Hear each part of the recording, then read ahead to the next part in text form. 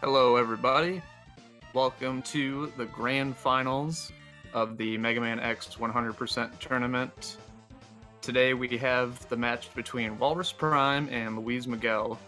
Walrus Prime being the world record holder for both 100% and the any percent categories, and LuizMiguel being the former 100% world record holder with a 35.05, and a many-time winner of a lot of Mega Man X tournaments we've had before. He's definitely a tough one to go against for Walrus here. Both really, really great runners, so this is going to be quite the matchup. I'm joined today by Yondo. What's up, Yondo Ash? Yo, yo, yo!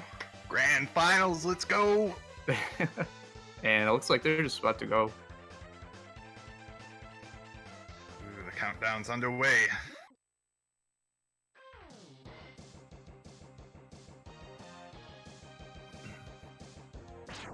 Oh yeah, the one who wins this wins it all. And Solid gold. Just to remind everybody, this will be a best of 3. So whoever wins this first match still has another match to go before this is fully decided. But yeah, right out of the gate, we got the intro. A whole lot of hold and right in matching. It's pretty much the name of the game up until we get the dash boots. So there really shouldn't be a big lead swing here, other than these Bs coming up. Looks like Luiz gets a passive B, but he's very well versed in the one bonk strat, so that really isn't a big of an issue for him. Really, the only thing is the RNG at the end with the ship and the scripted fight with Lyle. But really pretty standard. Just got to get through this up until we get the dash boots. I believe the one box strat can theoretically be faster every time if you execute it completely optimally, but it is very close. Yeah, as long as your mashing's really on point, it definitely can be faster.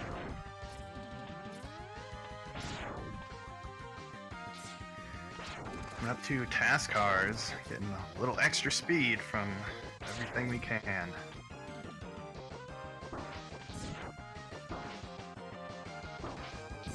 Yeah, interesting. I feel like I heard some time ago that task cars was always kind of like a iffy race strat, but I don't think I've ever seen anybody not go for it, really. If they know how to do it. It's kind of like one of those things that used to be sketchy for a lot of people, but now it's kind of standard for a lot of races. It's a great little strat. Both getting pretty average patterns. So yeah, 159, 2 grab for Walrus.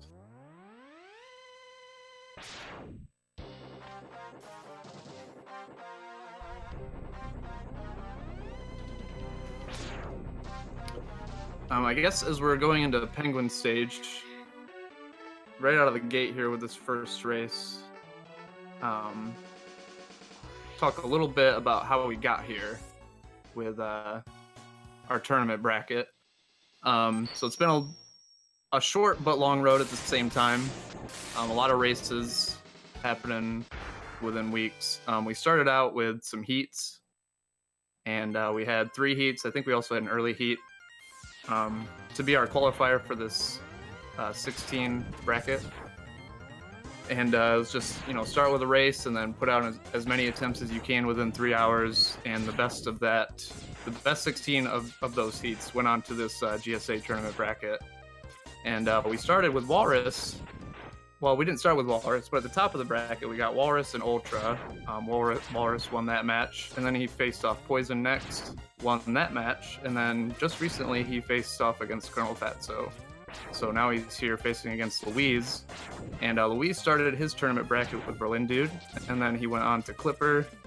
And then he faced Baba, which was a couple of great races. Unfortunately, Baba going for Chameleon third. Very iffy race strat, but he did really well against me when he did it, so I guess I can't really fault him for that. But yep, and now that brought him here to be with Luiz, winning those 2 matches, coming up to face Walrus here in the grand finals. A 1 second difference between our runners right now. Very close opening section. Especially with all the RNG involved in the intro stage. Looks like Miguel may have pulled away just a touch more. Let's see how they fare after snowballs, but in penguin slides. But very, very close yet. I expect to see a very close race throughout this entire match myself. Yeah, definitely. Really, the only swings in lead should be RNG. Obviously, Penguin being a big one with his slides. He's being invulnerable during that. And this just is a really tricky buster fight, really. Trying to optimize hits on this guy can be interesting, doing DFO lemons from afar, getting a charge ready. Looks like Luis had a pretty decent pattern there. That was pretty decent.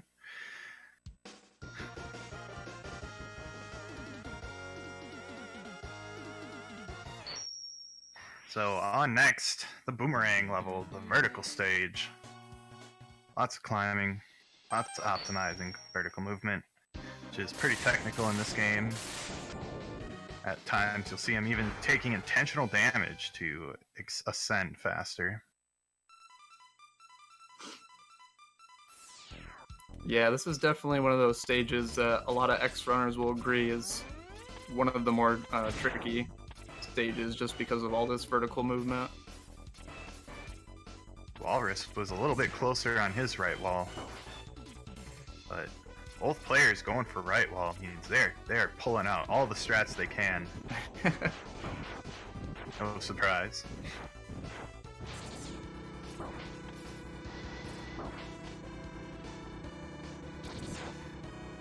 And the auto scroller, The one and only.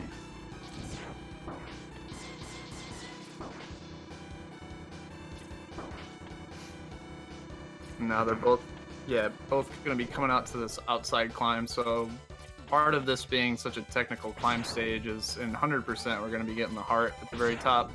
So kind of the stage culminates all into a very big, difficult trick coming up here.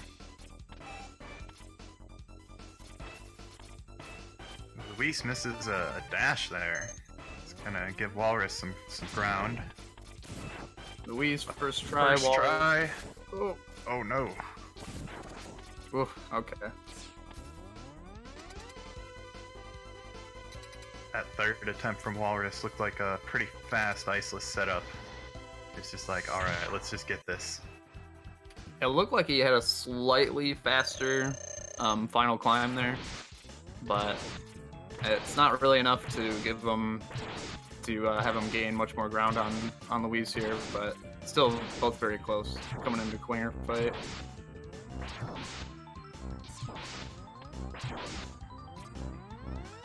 I'm just calling it now. This match is going to be decided in Game 3, so get ready for lots of epic gameplay.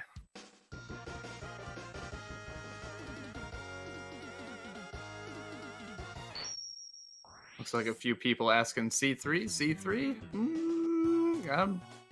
I'm betting no.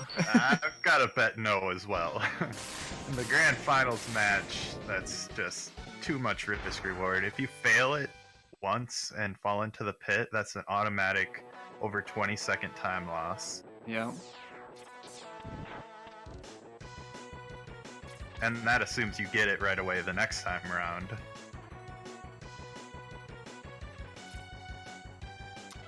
Alright, let's see Luis's attempt here. Good setup, looks good to me. Yep. Oh yeah. Walrus coming up. Magic carpet. Let's fly, baby. So no surprise there, they both get it.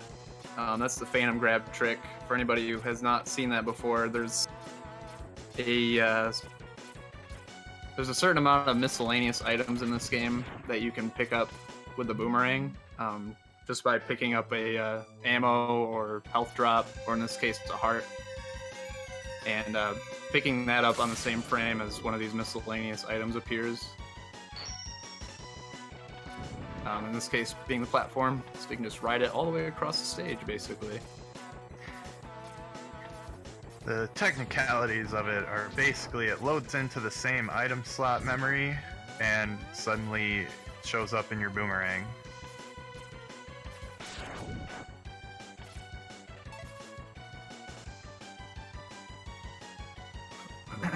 Boomerang never being seen as empty, you can't collect it because you can only collect an empty boomerang. Okay, here comes the big RNG boss. Stone Beagle. And immediately flies up for Luiz. Ooh, and he gets a large dive pattern.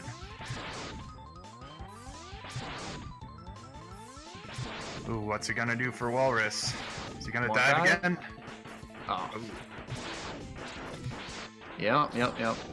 Classic Eagle.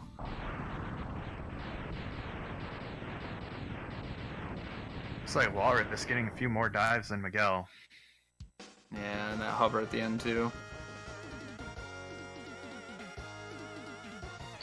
So that's gonna extend Miguel's lead just by a bit more, little by little.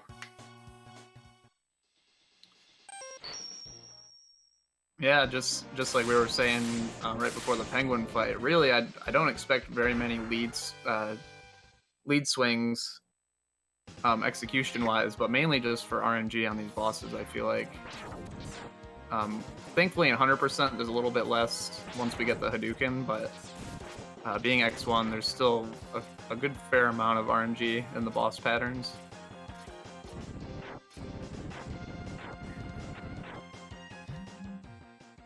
A lot of the worst of the RNG is over, though, at this point. Getting past Eagle. Yeah. It's Penguin and Eagle, the Vile intro, that ship is actually considered a mini-boss as well. Yeah, and we can't forget Dillo, though, but maybe I shouldn't mention that one. That's probably the biggest one yet. The biggest one left. Oh, man! I almost thought Luiz was going to get that Phantom Grab. Wow, 1 frame away, absolutely.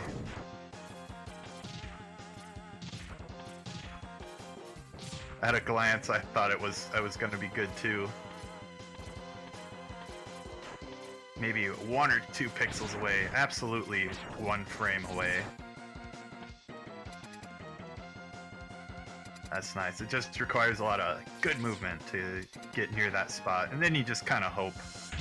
That's the best strat there. You don't want to slow down for it. It's very minor time save, but yeah, always super swag. So let's see if Luiz gets the frame perfect Flame Mammoth fight. Oh man, that's some epic gameplay right there. Wow, an entire boss defeated frame perfect.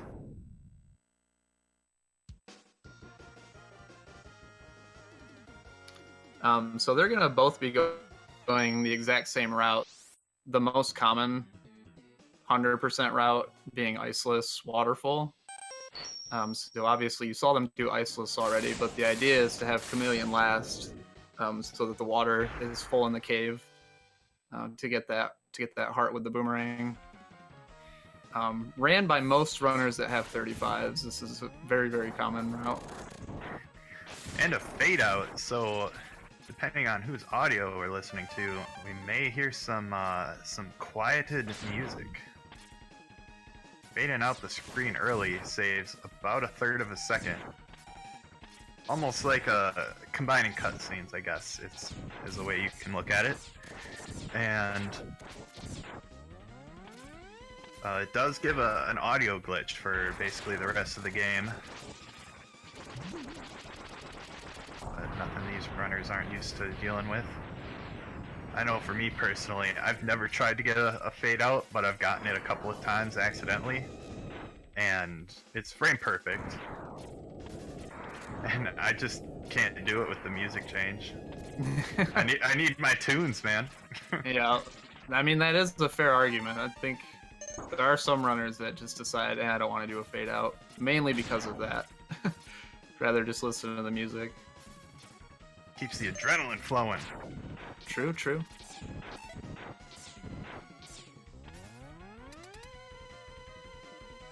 And for anyone who hasn't done like a serious speedrun grind, like your heart gets pounding when you're on a good pace. Sometimes.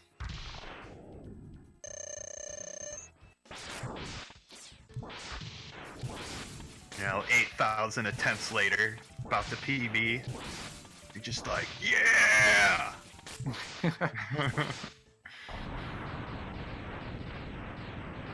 It's like Louise getting a pretty favorable pattern from Spark Mandrill. Walrus getting punch. The idea here, obviously, you can freeze Mandrill with the ice, but as soon as he breaks out, his iframes reset at that point, so you can get another shot in. Makes that fight pretty quick. Let's see if we're going to be seeing another Phantom Grab here. Ooh. Probably the most difficult. Absolutely. Many would agree that this is probably the most difficult Phantom Grab in 100%. Alright, coming up for Miguel first. Let's check it out. Here comes Boomerang. Ooh, just a smidge low, it looked like. Yep. Close, as I would expect from these runners.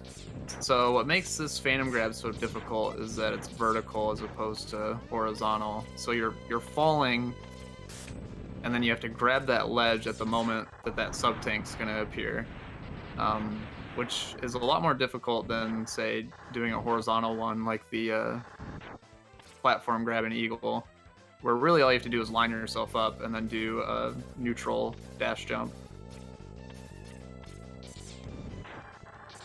Unfortunately, Walrus not even getting a chance at the Phantom Grab. The strat is you maximize the bat kills. You kill 3 bats with 1 boomerang to maximize the chance of a drop, but he did not get one. LuizMiguel on an RNG. Yeah, let's hope for very, very few rolls, if any. That's a good pattern. Wow, that was lucky. See if Walrus has the same level of luck. Dillo fight. Trouble time. Nice. Yeah! Instant open. That's gonna catch Walrus up a little bit. It's really not that uncommon for him to break out instantly, but if anybody doesn't know, at the very start of the fight, he can roll basically forever. Basically until he decides to come out. And you can't hurt him. Right, yeah, you can't really do anything about it until he comes out.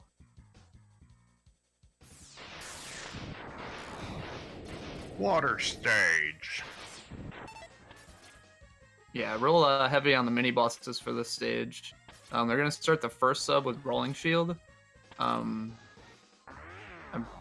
pretty certain, just because in any percent you would use C-Sting, but C-Sting, I think, does the most damage, if not Rolling Shield does the same, I'm not sure. But they don't want to use too much Rolling Shield since that's Octo's weakness, so they're going to switch over to Spark for the second sub here. Yeah, that's one of the benefits of the Chameleon third route that some of our, I know Walrus has done it in past matches in this tournament. It gives you C-Sting, so the charge C-Sting makes it so the game doesn't have to draw X as often. And it also does some pretty high damage, so it both reduces lag and takes them out very quickly. Nice combo. It's one of the time saves of the route, but indeed, the maximum risk involved for the little bits of time save. Not surprised to see these runners opt for this route. It's still a high-level route.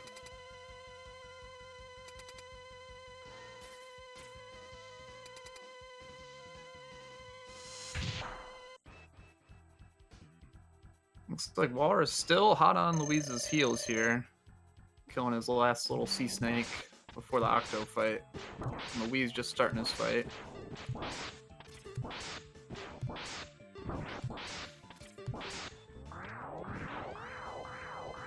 Looks like he gets one swirly. Not bad. But he was also able to mitigate a hit with that swirly, so that swirly cost him one less second than it probably appeared to. by finishing the fight off with 4 damage hit. Nice. Walrus getting a pretty great pattern there. Kind of just stood there the whole fight, shooting missiles. The potato fight. Yeah. That's what you want to see. Octo forgot he had jumps and other stuff.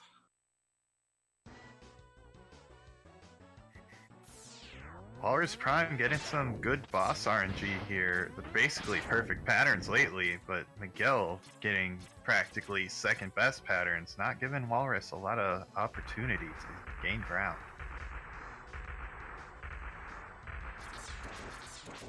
But anything can happen.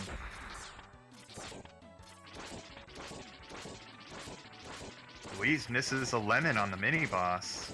More opportunity. Yeah, I was just gonna say right off the bat, you got. I think I saw the one tank. I don't know if I saw the second, but And one flew like right over his head.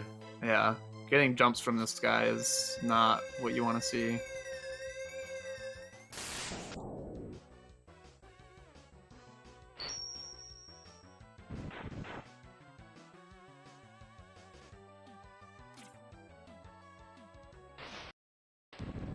Oh yeah, put your hands up. Put your hands up. Put your hands up in the air. It's a sweet emote.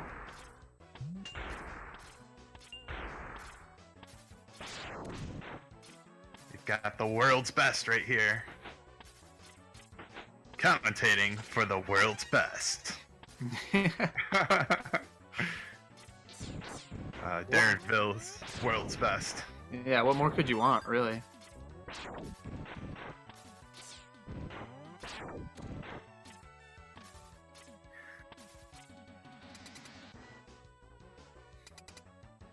I always like that extra life little vertical movement section.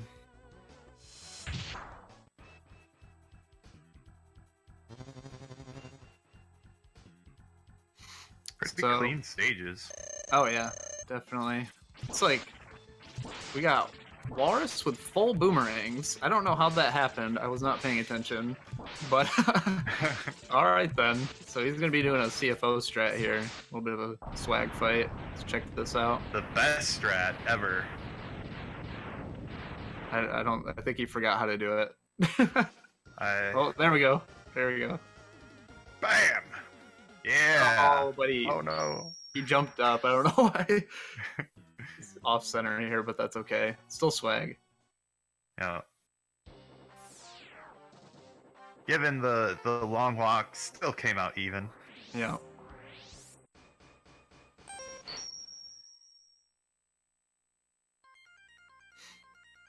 Maybe saving a couple of frames. So I think when Walrus does C3 attempts, he does this penguin revisit early, but I think on bird third, yeah, he hasn't done this yet, obviously. Which is kind of nice for viewing reasons, just that it's very clear who's in the lead at the moment. For once, we have runners doing the same route. Yeah, to a T, exactly. It's pretty nice that that's on the grand finals.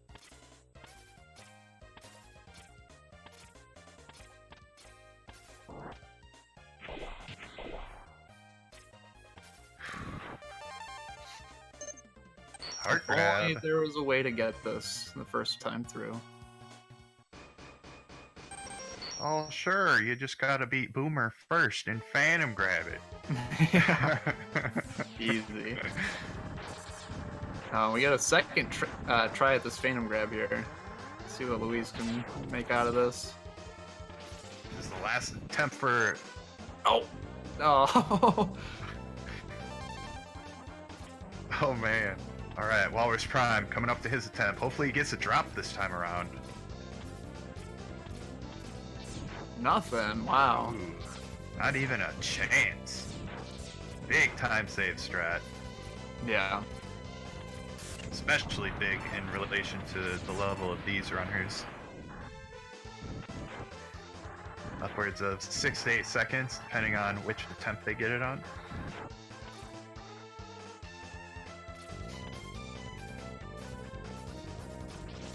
Now we're on the attempts, or the visits phase of the fight. There's a secret ninja Hado capsule. the end of this stage. And basically the programmers wanted to have a lot of people have the conversation, dude, there's another capsule you don't know about. And the other person says, no way, not possible. I've checked everywhere 5 times. Like, you should have checked here 5 times in one run. Got him. Yeah, this is definitely something I never knew about as a kid, and kind of blew my mind a little bit when I started learning how to speedrun. But yeah, the idea is here to visit that capsule, or just behind the capsule. You have to see it 5 times. But in a speedrun, it's kind of like one of those sleeper sections, really, because you're doing this over and over again. Obviously, the most optimal way is taking that death in the pit, and since the checkpoint is right there, it's pretty convenient.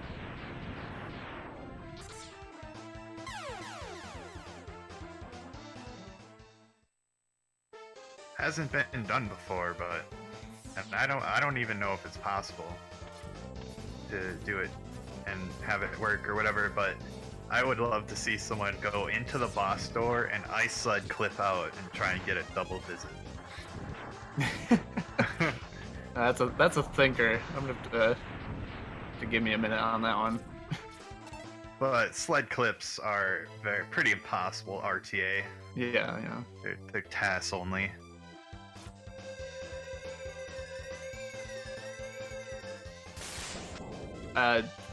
It's hard to tell, but I'm thinking maybe Walrus closed the gap just slightly on his revisits. Does look that way. Some more optimal deaths into the pit. At about a 10-second match or so.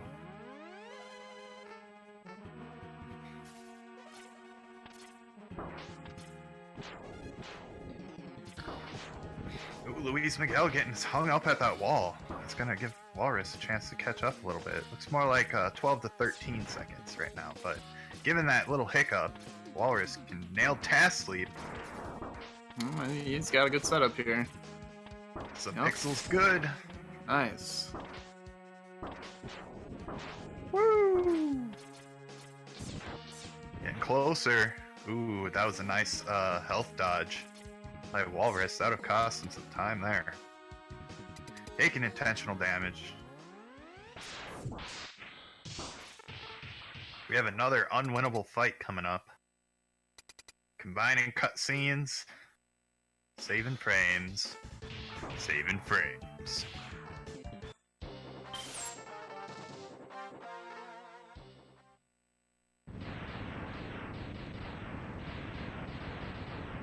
Being careful not to softlock here. There is softlock potential, but both of our runners making it through just fine. Yep. No surprise. Yeah, that was a very, very clean start to the stage for Walrus. Let's get it, test out our Hado. Yeah, it one-shots. 32 damage. Bam! Ooh, the gap closed a bit. Let's see, can't remember if Luis does Tiki Climb. Looks like he's going for Tiki Climb. Oh, no. Oh, he popped it early, yeah. Okay, that's the optimal strat. Reduces lag.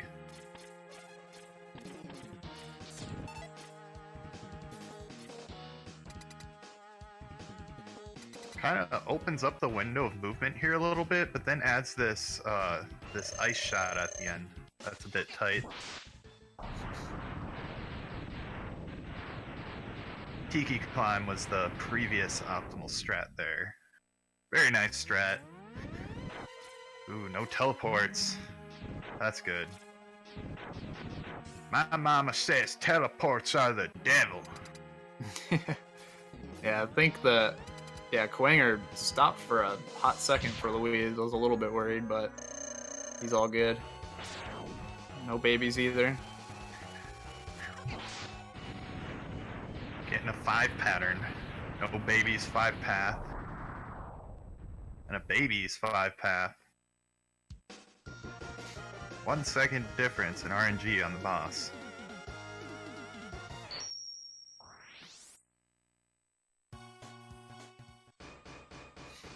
Now it's time to get our revenge on the birds. And penalize Eagle for all those dives.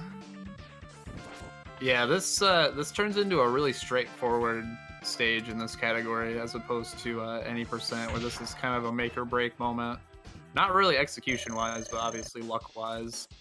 But yeah, in 100%, this stage doesn't have that much to worry about outside of Rangda at the end. So I'm wondering if really this race is going to get decided by Rangda, provided they all hit the big tricks in Sig 3. Now the difference between good and bad Rangda RNG can be upwards of about 5 or 6 seconds. Maybe a touch more. With green, I didn't account green eyes in that calculation, so yeah, maybe like 8 seconds maximum difference in time for RNG on Rangda from best to worst.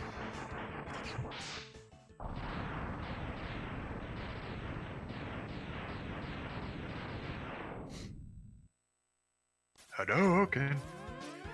Alright, here we come. The almighty patterns of RNG.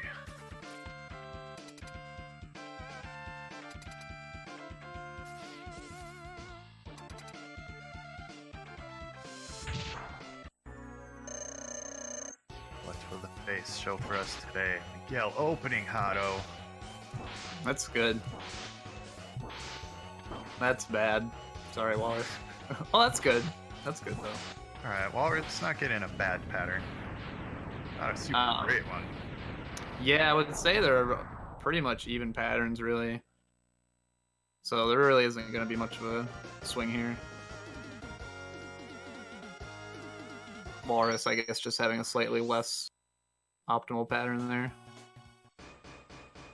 So here we're coming up to Sigma 3. 2 really big tricks at the beginning. And Right here, skipping an entire boss. no surprise, Luis nails it real quick. What a fast setup there. Walrus right behind him. So yep, they got this charge ready, using the spark, and then switching over to Fire Wave.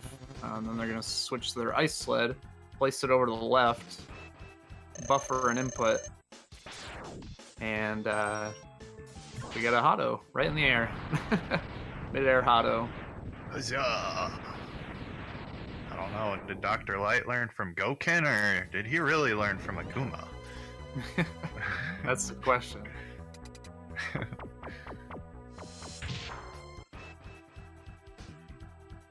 Both of which are brothers. Ooh, Luis getting a punch. That's exactly what you want to see on Mandrill if you're going for this YOLO Hadouken here. YOLO! Both getting it. Wow. Huh. That's pretty crazy. Yeah. I'll tell you this, he does not like to give me that pattern too often. It's like he just knows. It's like, oh, yeah, Yondo's playing.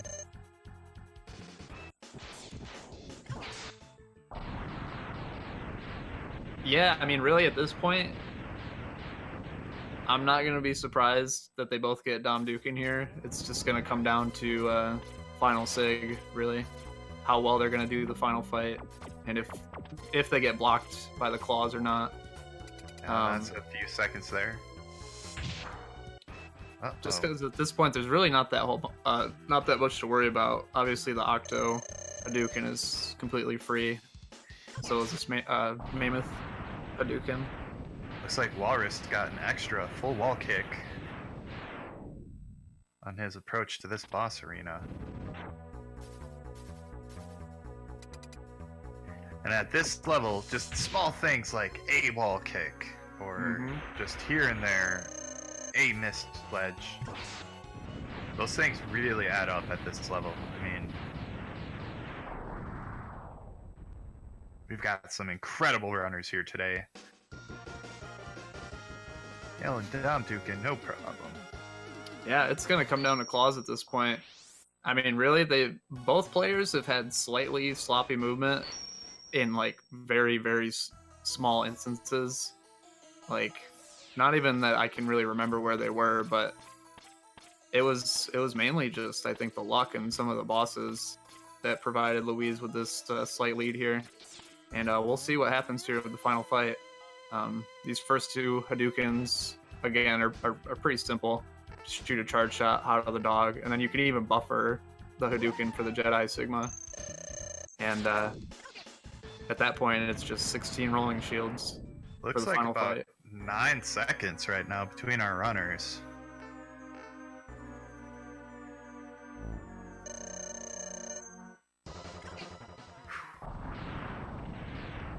This is some pretty ridiculous pace, though. This is...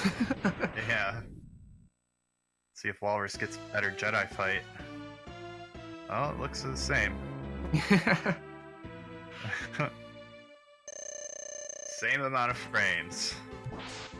Doesn't get blocked. So I think... just gotta stay on that claw, get those shots in. He can even afford to fall down right now and climb back up. Yep. Super close. Both runners mashing out the final boss. 35-23. Very nice run by Luiz. Wow. Incredible. 35-30 by Walrus Prime. Almost another 2x.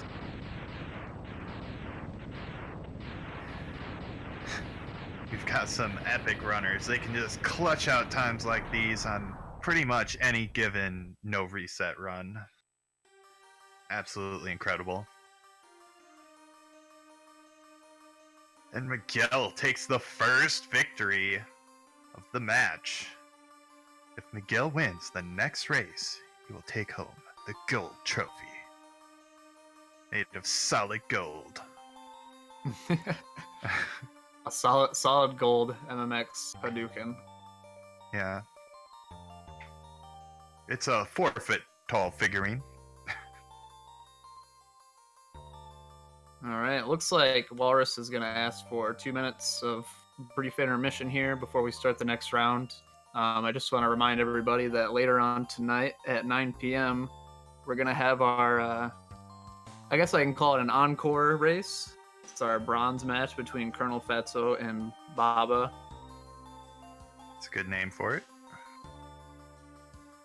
So, yep, that's coming up at 9. Definitely stay tuned for that.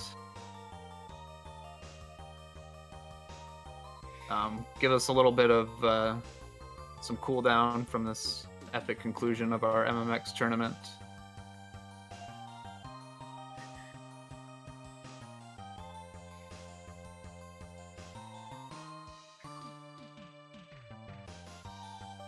As you can see, like with these runners, it really every single little bit is absolutely making a difference here.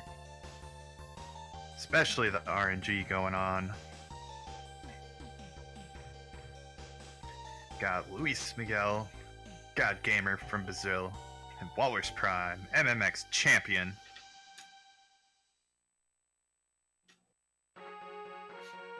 Yeah, for everybody coming into this tournament, coming in to view this final grand final tournament match, just remind you that we've got Walrus Prime, who is the X1 world record holder for 100% and any percent, and LuizMiguel, former X1 100% record holder with a 3505 that he had for quite some time, and he's also a many-time winner of a lot of Mega Man X tournaments we've had in the past. So a very solid racer, I would say.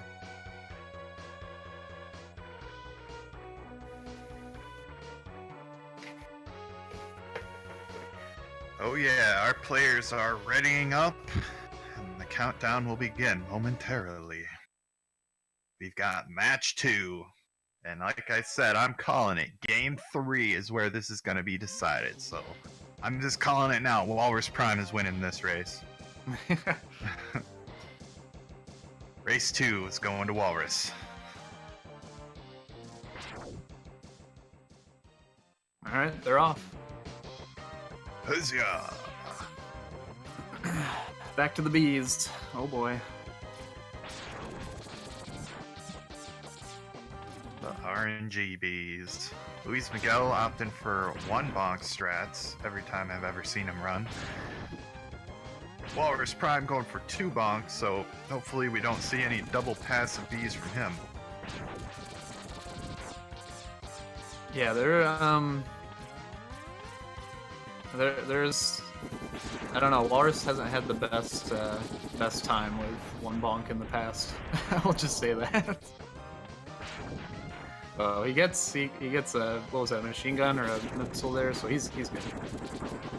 Yeah, totally fine on health.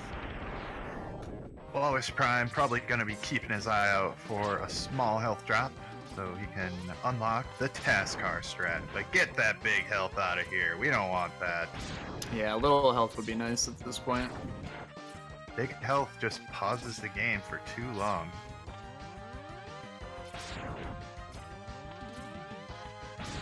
LuizMiguel looking fine on health. Ooh, probably gonna collect that. There we go. Taskar strats by both players coming up.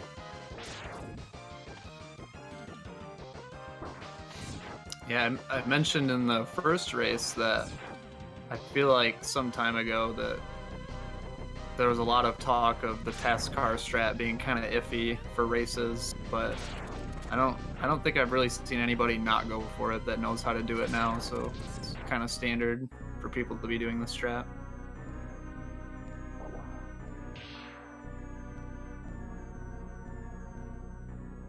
Walrus not having such a great ship there, unfortunately. That's pretty substantial time loss just in that ship having to move over, but he gets a good vial pattern, so. And it really comes down to how much experience and consistency you have with the strat as an individual runner. Like some strats, like with people saying Taskars isn't good for races. Well, if you do it 1,000 times, that's probably going to change. Yeah. Same with even Iceless. Iceless itself. If you haven't tried Iceless before, it very well could take you 100 tries. Maybe not try it in a race if you've never done it before. Just exactly. a rule of thumb, I guess, yeah. So they're coming into Penguin stage, some more walking.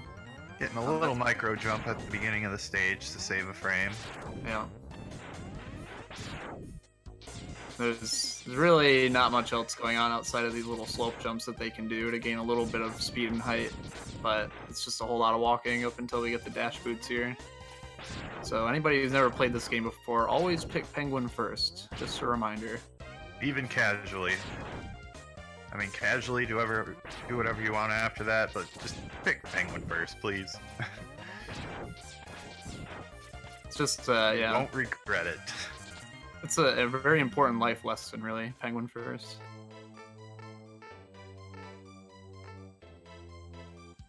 Back in the day in 1997, I loaned my cart to the neighbor kid for a little while. And he comes over, he asks me for help. He's like, help me, I can't defeat Penguin. And it turned out he defeated every single other boss before Penguin. And I'm like, dude, what are you doing?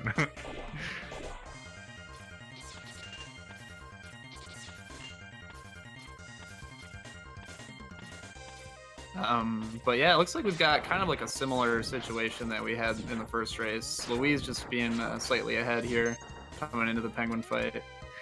Luis did get an extra wall kick. He went for a slope jump over the pedestal to give him extra height, but then also had to wall kick. Walrus just getting the slope jump on top, so that's a little bit of catch up for Walrus, but it'll really more come down to how many slides these players get. Mm-hmm. Yeah, so when Penguin slides, he's invulnerable, and obviously we want to see less slides. And when he gives you Ice Breath, he won't reset its RNG right away, so that's what you want to see ideally. Nice. Wow. All right. Walrus getting a substantially better pattern. Yeah, than last time for sure. LuizMiguel, I wouldn't call it a bad pattern, but he's still got like 4 slides or so. Yeah. I think Walrus got 1 slide there. Very good pattern. Yeah, that closed it up. Pretty much just like even second or less apart. Coming into what would be agreed upon by most MMX runners, one of the most technical stages with all the vertical climbing. Coming into one of the most infamous tricks in MMX speedrunning being the iceless kick at the top to get the heart. Oh, and Walrus takes the lead with right wall. Oh boy. Wow. What a beast. Going for right wall and landing it in a race. Yet again, I should say. I've heard it's always free, but... Yeah, right wall's free, turtles aren't possible. Yeah, exactly.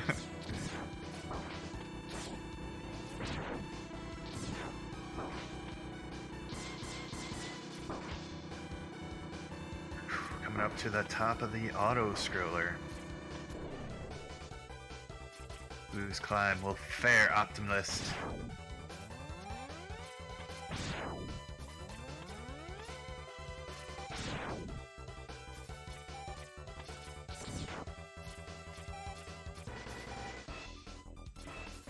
Very smooth.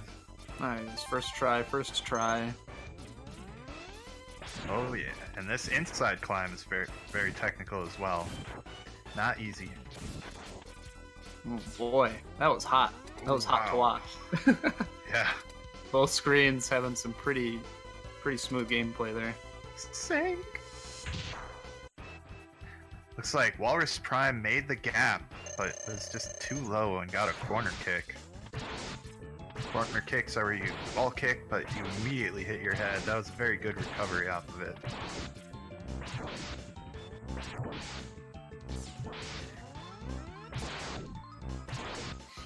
Louis getting a CFO, so Nice. That's gonna save. That's why he's in the lead now, because of that CFO strat. Looked like Walrus tried to go for it, but did not get the RNG required. we didn't really explain it last race, but just real quick, the basic idea of a CFO strat is that you shoot a shot, and while that shot is taking its travel time to hit the boss, you're using that time to get another charge ready. So that once the iframes are ready to go, get another shot in, you have that charge shot ready. Oh, there's a 2-second difference, so he must have missed a shot as well. Because his teleports didn't look too bad. Alright, Phantom Grab's coming up. Rip that platform out of the ram. Walrus nailing it. Easy. No surprise from these runners.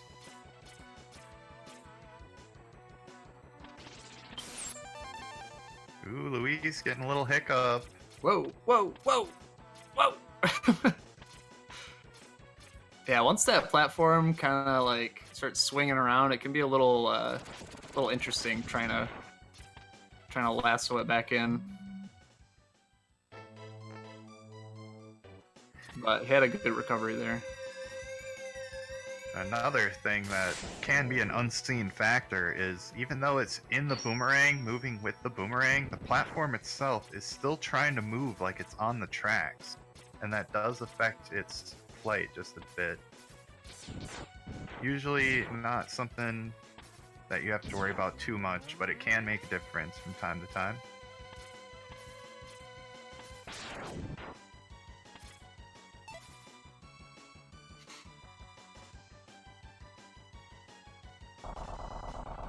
Alright, here's the eagle, the beast. The eagle beast. Alright, we gotta coming back down for Walrus. Ooh, Walrus getting the good RNG, and oh, Miguel, nice, just one dive. If we would have seen a second dive, you would have seen a whole handful more. Wow, Walrus getting really great luck there. Getting a 9 4x kill there is pretty nice. Very good patterns from both runners.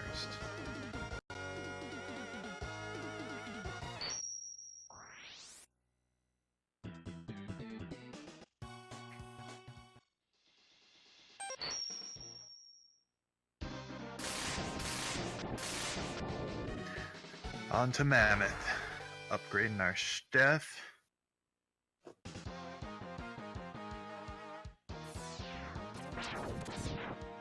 Going fast. Let's see some top route from Walrus here, hopefully. Bam. This is a zip, but Yeah, Luis had a pretty clean top route there.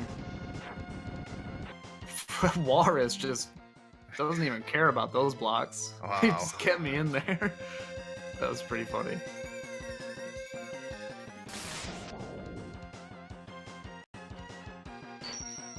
Yeah, the only idea there with the top route is those conveyors do speed up X's movement a little bit, and just optimizing your dash movement on the conveyor can save you a little bit of time in there. That was pretty close. Did he get it? Yep. No. Nice. Oh, Miguel did? Yeah. Sweet! Phantom grab hype! And last time only one frame off.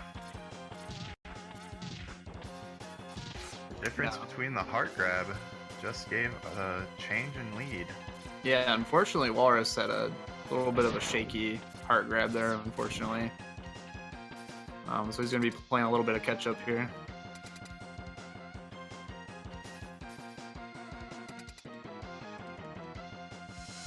So I joked about it last run about the frame perfect mammoth kill, but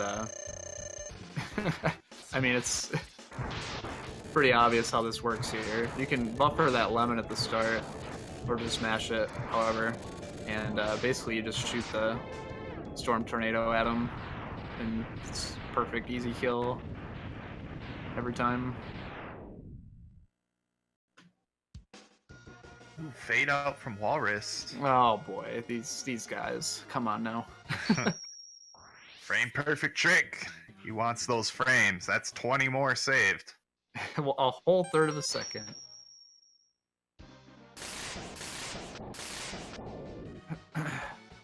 So we're coming into Mandrill. So whereas Kwanger was probably the most technical vertical stage, this is one of the more technical horizontal stages. A lot of real quick weapon swaps. A lot of enemies in your path. Oh no. Yeah, Walrus having a bit of hiccup there. Trying to get that boomerang down so you can get that sub-tank. But especially this hallway here that Luis is going through, holding right the entire time can be very difficult with all these enemies in the way. So switching between Buster and Ice like that, it's the best way to go about it there. Like Walrus had a slightly cleaner hallway. And LuizMiguel trying to bait down the Thunder Slammer for another 20 frames saved. Walrus just opting for the Tornado strat, very respectful strat. Prevents the chance of losing several seconds to Thunder Slammer bouncing around and doing whatever he wants. Ooh, this is Paul Hart! That's going to be a big time loss here, especially if Walrus can get it right away. Yeah, it looked like he went for the backup and even had to go back up again, or maybe I was seeing double, I'm not sure. I could be wrong. These runners are just too fast.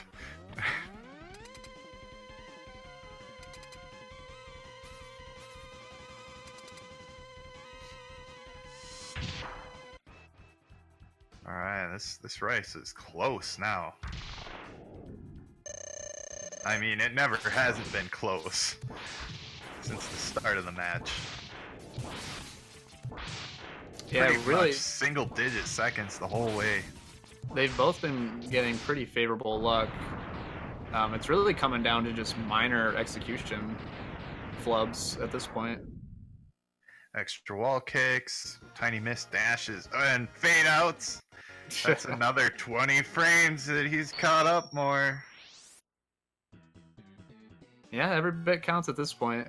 Luis wondering which stage to go to for a second there. 2 frame perfect fade outs in a row. If you're hearing Walrus Prime audio and the music seems quieter, that is just a side effect of the fade out. So here we go, Phantom grab attempts. Potential leech change. Oh, that was, what, too high almost? Yeah. And Walrus getting another no drop.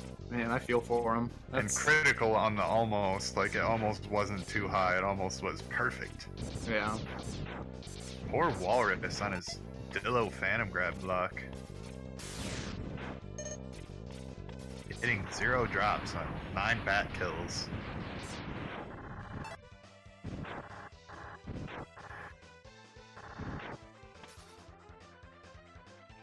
Yeah, really in 100%, that's like the big trick to get. I would say really only for higher level runners. Obviously anybody can go for it, but it's just a very difficult trick to do, and then pretty much the rest of the stage is just riding on carts. So right at the beginning, you kind of get the big thing out of the way. It's one of those consistency things. It's like risk-reward management, which is a big aspect in speedrunning. If you don't go for it, you save about 4 seconds. Yeah. Looks like they both Identical. got, yeah, identical patterns there.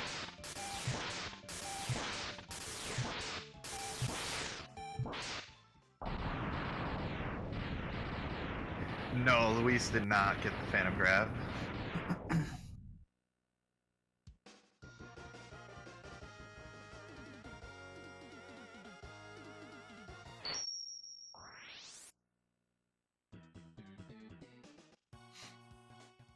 Getting extra similar RNG. I mean, Luis getting 1 dive eagle, Walrus getting no dives. Luis had a slightly worse penguin. Yeah, Octo could potentially change that a little bit. He's not usually one you worry about too much. Thankfully, there's a newer strat. So if anybody didn't know, there's a pattern. There's a certain move that Octo can do. He can do this swirly, where he'll try to grab you and do an energy drain. And if you mash out of it on the wrong frame, he can actually just hold you indefinitely, which used to be like a really big deal before it was discovered that if you jump into him while holding Fire Wave, he'll let go after 1 energy drain without any risk of getting that infinite. 25 years later, and we're still learning things about this game as a community. There can't be much left, though, if anything. It's probably all Fire Wave related, whatever it is. It's still discoverable. Fire Wave clips.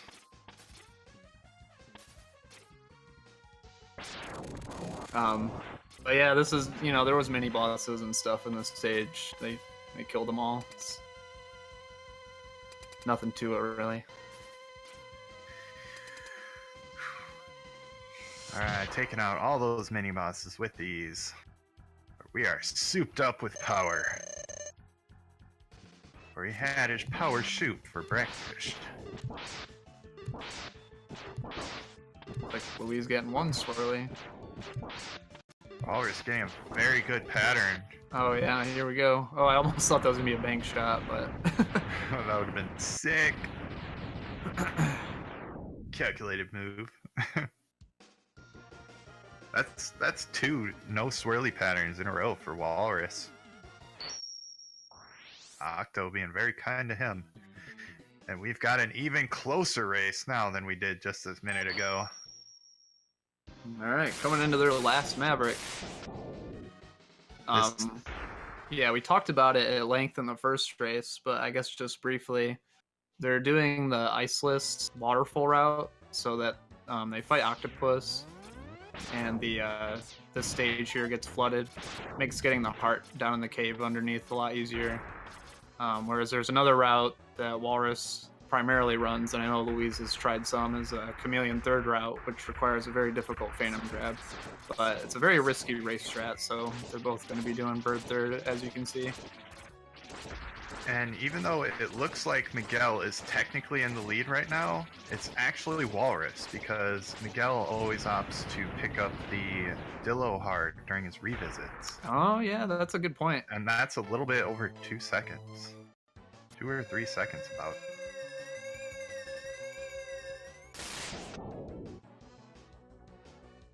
Wow, it's such a close race. These runners doing some specific movement for optimal timing for the pre-excel, getting maximum pre-excel wallage before crossing over the cliff. Yeah, I always like that little, I guess, walk back and forth to set yourself up for that.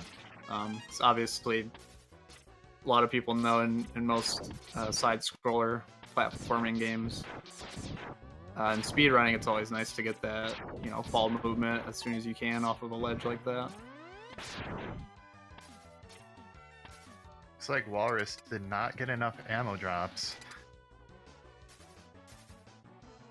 Yeah, I know Walrus is a big fan of that CFO strat. He's probably a little, always a little bummed out. Doesn't get the ammo. And he never gets to do it because he only runs Chameleon third when he's grinding attempts. Yeah, that too, man. So that was one of his last chances to get it.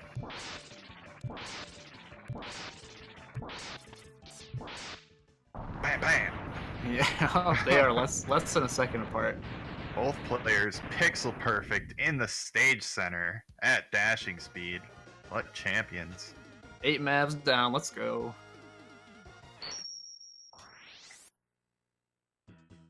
Time to acquire maximum power. The power of the Hadoken comes from the universe, not our energy stores. So yeah, they've defeated all 8 Mavericks, but it turns out they have not gotten all of the items yet. There was a heart in this stage they gotta revisit.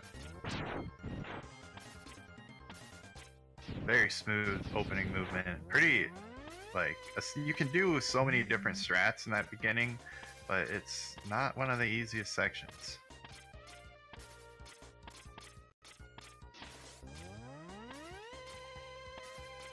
Very clean movement. I mean, when it's this close, you can see even just which person's dashes are more or less optimal. Just that tiny little extra wall kick that LuizMiguel got, you can see how much time difference that causes.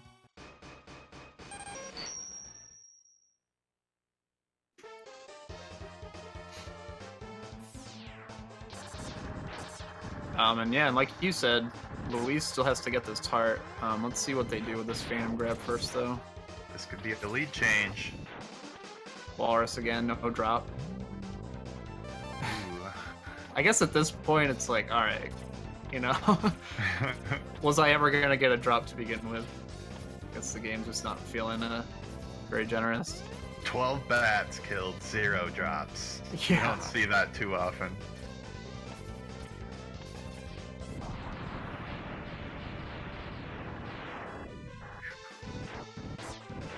So once Luis collects the heart coming up very soon, assuming he gets it this first time around, then we'll have a true sync of our players. Gets a nice no-stop action. Makes it pretty far to the cart.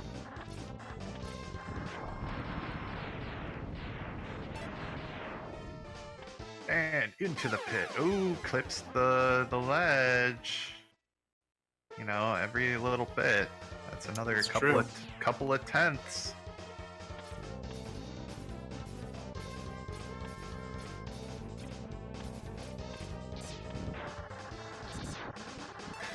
This is the grand finals, and then the next tournament. You've got the leaderboard champion, Walrus. Oh, come on, get up there, dude. That's a lead change. Oh, man, that's gotta hurt a little bit. Ouch. Yeah, I mean, he had the lead by, like, what, 3-4 seconds? So Yeah. now he's kind of swung it in the opposite direction. Obviously, not enough to where, obviously, he's not hot on Luis's tail still. So... yeah, Luis having a little bit of a sketchy revisit as well. Almost makes me wonder if these runners are kind of falling asleep here. This is always a bit of the sleeper section for the 100% run. We got to revisit this section here 3 times here. Before the 4th time, obviously we visited the first time when we were here to kill Dillo. And they may or may not know how close they are as well with each other right now. So they could be like, oh man, he's right on my heels. Yeah, I never know if Walrus likes to check up on the pace that his competitor's on. I don't know if Luiz does either. About a 4.5-ish range, 4.5, 5 seconds. Miguel opting for different strats here this time around. Looks like he's going for Taz Sleep. The New Age Taz Sleep. Charge Rolling Shield. Eliminates the farm potential.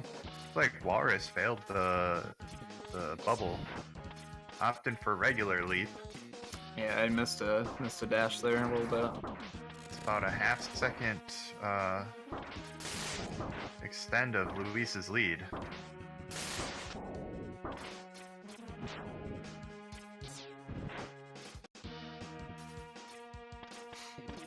New tech develops, makes one part easier and one part harder. It's all risk-reward management. So huge in speedrunning. We didn't explain it too much in the last race, but they're doing a cutscene skip here. There's a cutscene that activates right when you reach the top of the ladder, right before that door. And by doing a quick jump off the ground before the screen scrolls up all the way, you can jump onto the wall and then kick over the door, and it bypasses the initial cutscene, so that when you get into the second cutscene, they kind of just like mesh together. And definitely saves a bunch of time. Over 10 seconds. Time save. It's a pretty critical strat. Yeah, and here's the benefit of the Hadouken. 32 damage. Get out of here, Vile. Got nothing. We don't serve your kind here, Boba Fett.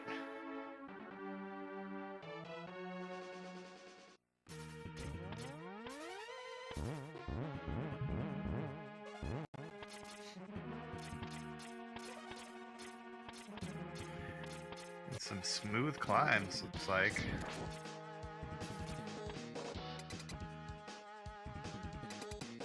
Alright, no teleports from Miguel. A good pattern from Walrus.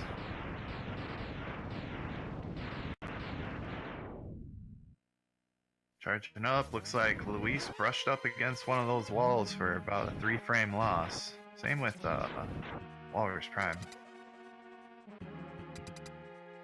Yeah, this is looking very similar to last race in terms of Luiz's lead here at this point.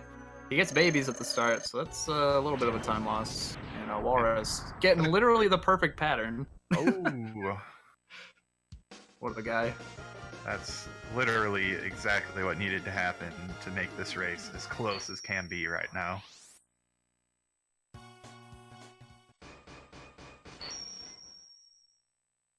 It's like just shy under 6 seconds, I believe. That is within ring to RNG. Yeah. Swingage. Especially if you include Claw RNG and Mandrill. These runners are within RNG of each other, so even with perfect gameplay, if luck lines up, that could be a lead change for Walrus. Yeah, this stage is pretty much all about bird revenge for the any % players out there. The only thing we're worried about is Rangda here at the end. Really the only RNG element that we're worried about here in Hundo Land.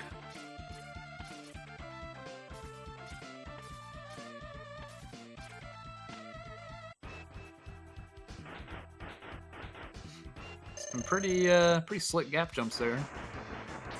Very nice. Oh, Luis. Luis.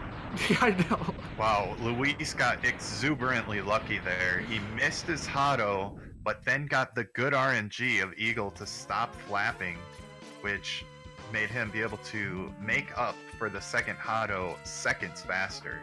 Yeah, I think we both almost had a heart attack there. Yeah, forget what we said about RNG. Luis just got RNG that saved him multiple seconds. That's kind of rare, given that mistake. Blue eye. Red eye come down? Nope. Still good. Blue eye. Walrus. Blue eye. Instant close. That's almost better, I would say, than having the red eye open just for one hit. Yeah, it's pretty good pattern for both players, really.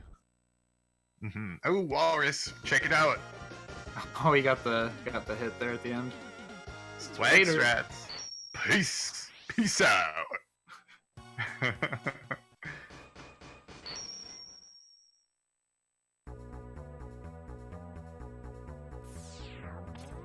Dillo skip coming up. Big trick.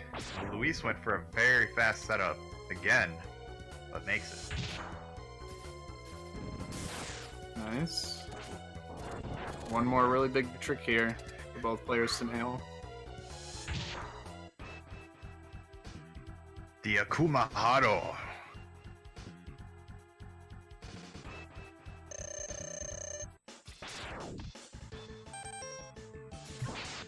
Hadouken. Nice air Hado by Luis. Very That quick one. Walrus. Yeah, that was a really quick one for Walrus there. Walrus's air Hado was a little faster, but Luis's Dillo skip was a little faster. We're gonna get double punches again here.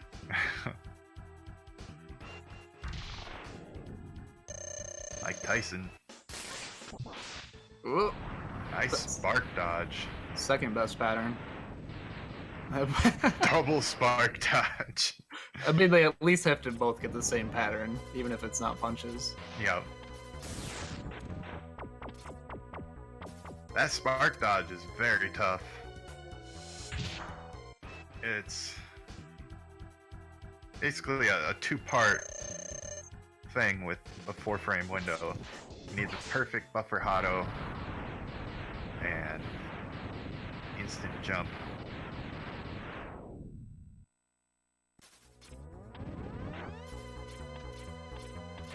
Ooh, Luis hit his head a little bit there. Gonna give Walrus an opportunity to catch up another few tenths.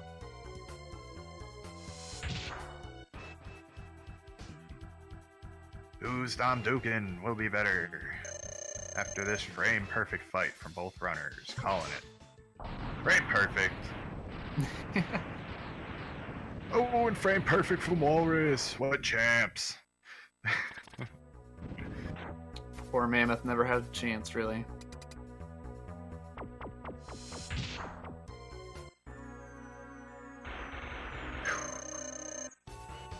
D-Rex.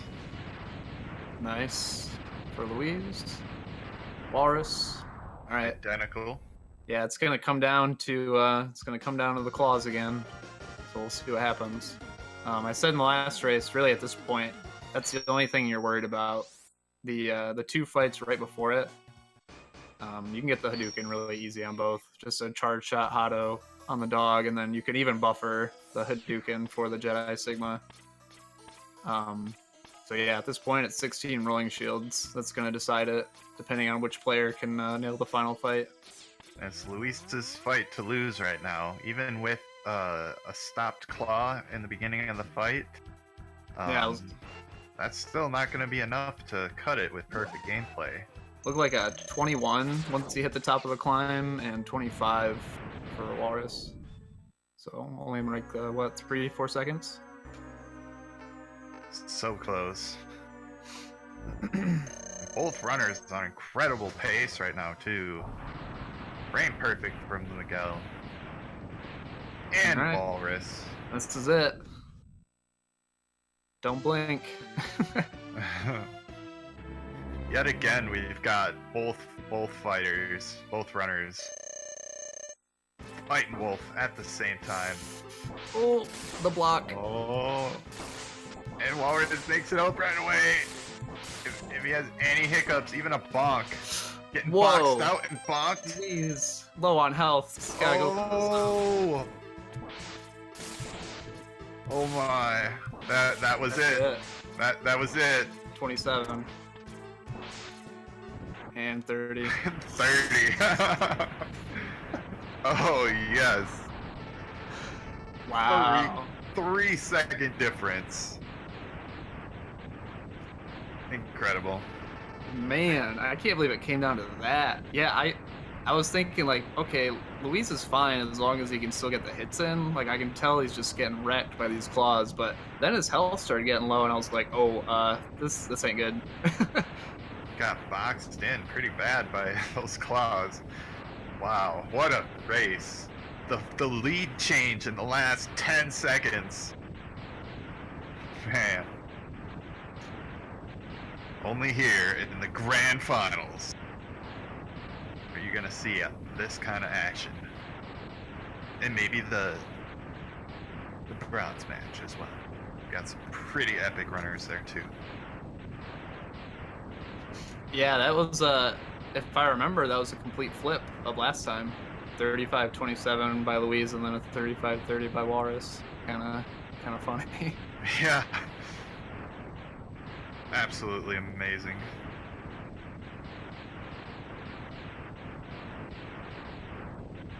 And we are tied up and ready for match 3, the tiebreaker. This one takes home all the cake. We've got an entire room filled floor to ceiling with boxes of cake. The winner of the race, will have to extract that room from the house that it is currently stored in. Don't worry, we've got the okay from the owner of the house. They say, hey man, if you can do it, just whatever. You can have that room. It's full of cake anyways, I can't use it.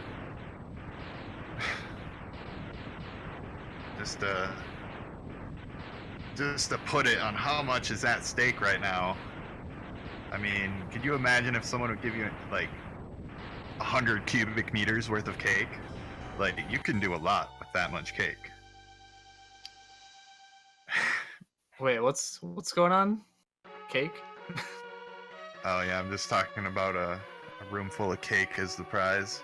But it's in someone's house and they have to like extract the room out of the building. But, you know, it's all cool.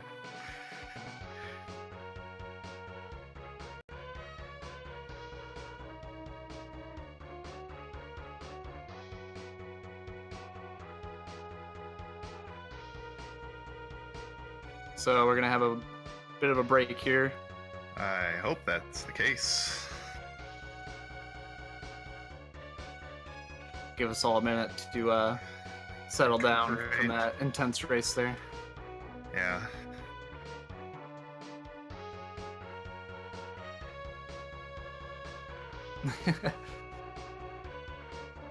Louise, this game is all luck. Yeah, definitely.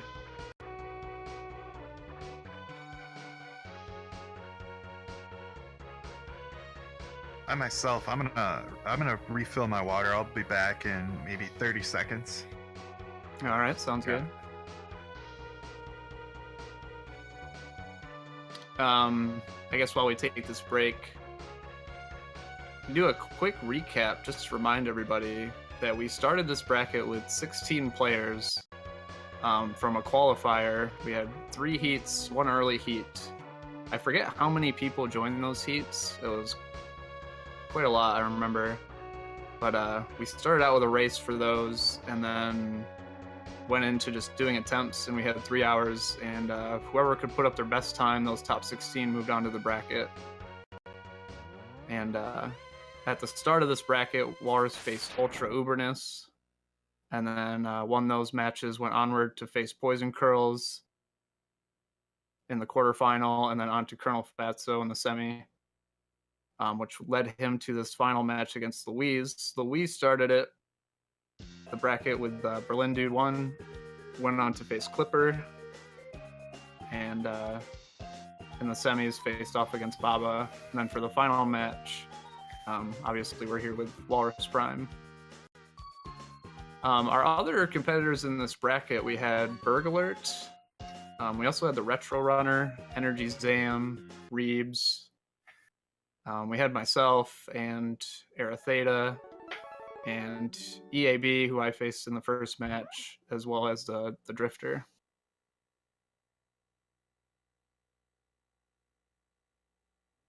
Yo.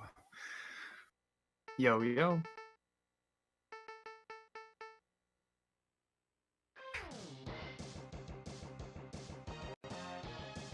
And also to remind everybody, later on tonight at 9 p.m., we're going to be having that third place match between Colonel Fatso and Baba. Bit of an encore match, the Canadian matchup. Colonel Fatso and Baba both being from Canada, obviously.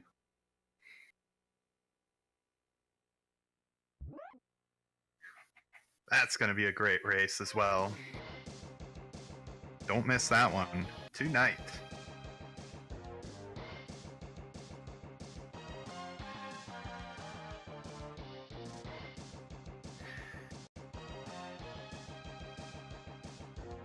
All right, the countdown has begun. We've got the final race to determine the grand champion of the Mega Man X tournament. This is for all the marbles right here. Oh yeah. All the marbles, all the cake, all the perlers made by Profection. Winner of this race gets to go to his house and raid him for all his perlers. Yeah, you heard it here first. If someone tries to stop you, just say, yeah, Yondo said it's okay.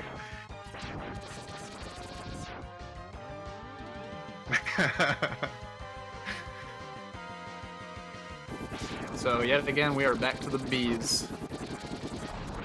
Both getting a passive right at the start, yeah.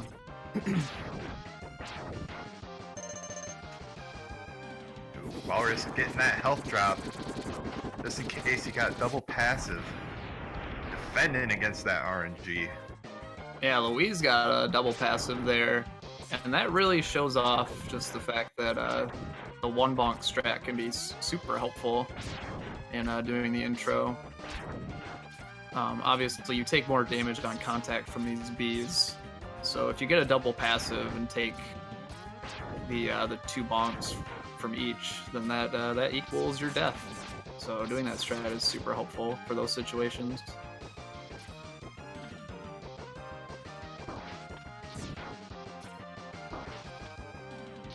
Looks like Luis gets an optimal task car, so does Walrus.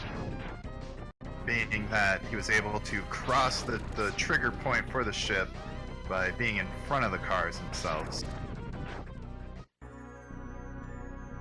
Basing wasn't too bad either for both runners. Check out this sync. We've got a 1 frame difference between our runners. Now it is the first time we've had like literally same patterns for. Now it's a 0 frame. Yeah. I think Walrus might be ahead by 1 single frame, but probably not actually. I mean, you wouldn't think it's that much coming out of the intro stage of a race like this for there to be a sync, but really there can be kind of a swing with the way the way Vile can like jump back twice, or he can like jump and then kind of hesitate and all that kind of stuff. So for them to both get the same pattern there, it's pretty interesting. Walrus takes the lead. Yeah, he had a slightly better stage select, I think, was what happened there. Miguel fails the insta jump. Walrus extends his lead by an additional 1 frame. Miguel walks off that ledge. That's another frame.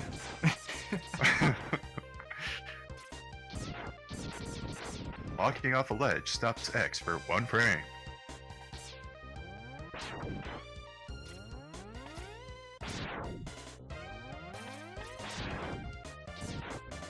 Alright. Slope jumps. Jumping high, jumping fast.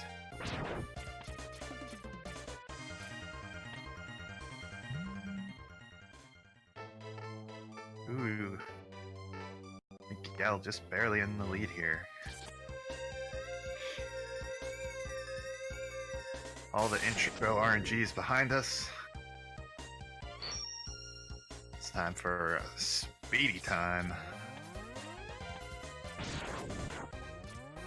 Now the run really picks up in excitement.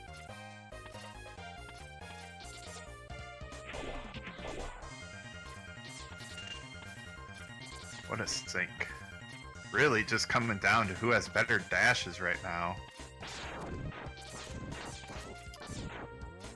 Yeah, Walrus didn't intend to take that bonk, but I was just going to say, when you have a sync like that, it can be kind of interesting to look at the slight variation in snowball strats there. Obviously, just because all we have is the Buster at this point, and bustering through those snowballs and trying to hold right and dash through them can be pretty difficult to do optimally. Of all the places to... Oh, double slide by Walrus. Ooh, yeah, that's... Of all the places to bonk in the snowball section, that's probably one of the better ones.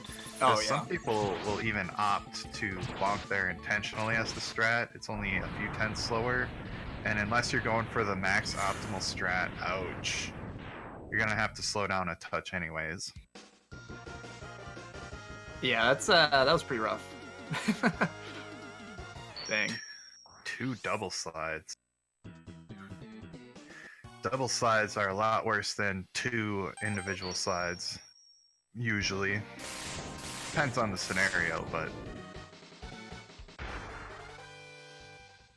that's a big swing. I mean, you can see the RNG difference. Yeah, and definitely in attempts of this game at a high level, Penguin can be a pretty heavy reset point. That's for sure. Yeah, if either one of these runners got that pattern from Penguin, they immediately kick that reset button. Yeah. Get that stuff out of here. Nice little damage boost up onto the ledge. Uh-oh. And some unwanted bombs on Walrus' side. Oof. Yeah, it was a little bit of a rough start, but Walrus is at the elevator. And we are only 1/7 of the way through the game.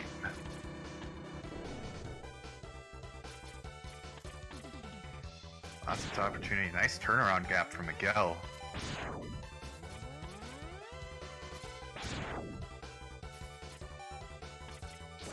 Yeah, the gap jumps in this game, as opposed to X2 and X3, can be pretty difficult to get. They're a lot thinner.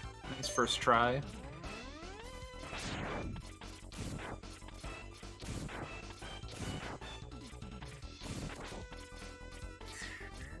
Opting out of that first attempt was a good choice from Walrus. That first kick was a little bit too low for it to be possible. Would have had to do some kind of weird double kick strat at the top or something to make that first one work. For that extra bit of height.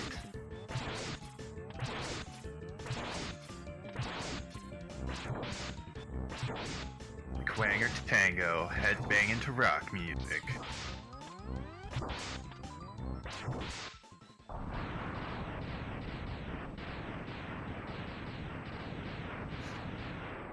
Yeah, we didn't really mention in the first 2 races, but I feel like that fight's a little self-explanatory.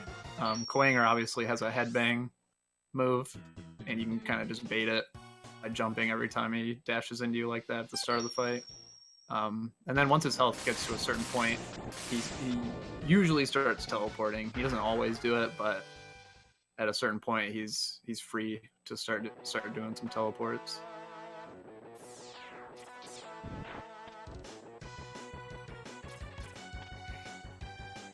All right, on to the airport with Storm Eagle Lead.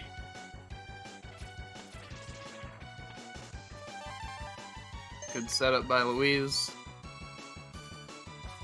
He is flying. Gets his Phantom grab, no problem. Nice setup. As well, getting that neutral dash jump there. Both runners, you'll notice, after collecting the sub-tank, they opt to jump down onto this platform. If you get too high up in this section with the magic carpet, the background will start moving and it'll generate additional lag. We're all about lag reduction here. In this case, it costs a couple of seconds if you get that. So opting to hop down instead of taking a straight across flight is a very good decision. Yeah. Yeah, you don't notice it too much up until right here where this background breaks, or I guess the foreground breaks into the eagle fight. Usually when the background's scrolling, it's a lot laggier.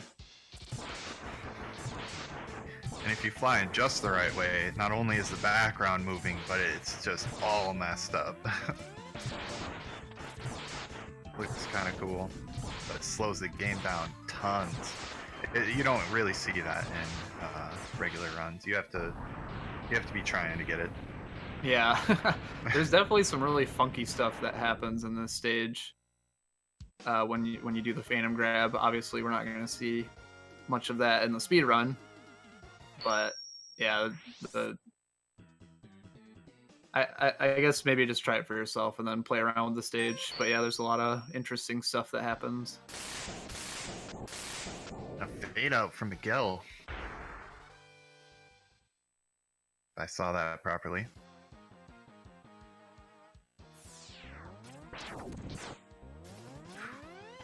So onto this mammoth stage, maximizing the conveyors here. Miguel going for top route. Did get... Oh, this is scary. Okay. Oh, okay. If that last block on the bottom would have broken, that would have been it. That would have been a massive, massive time loss.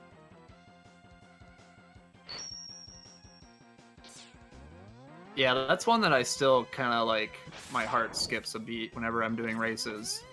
It's, not something you usually see people miss, and not something that you usually miss anyway, just because of how easy that block break is. But yeah, like you were just saying, if you break the bottom two blocks, I think you have to break more than that. I can't remember exactly, but there's a certain number of those blocks at the bottom that if you break too many of them but don't get up, you can't get up.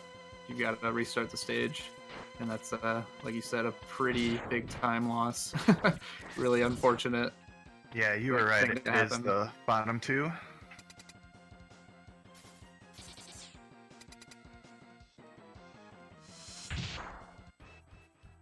Some optimal dashes, optimal wall kicks where applicable.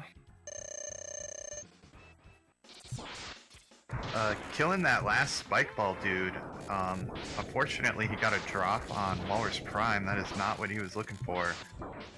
Just kind of instinctively went around it, it looked like to me, but you kill that guy and it can cut out an additional dash, saving just a couple of frames.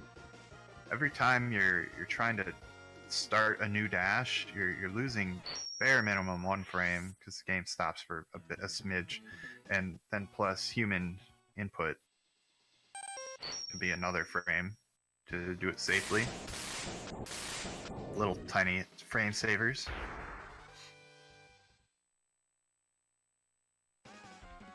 This stage coming up is extremely technical as well. Hitting 6-hit combos on these gun bolts with the ice shot.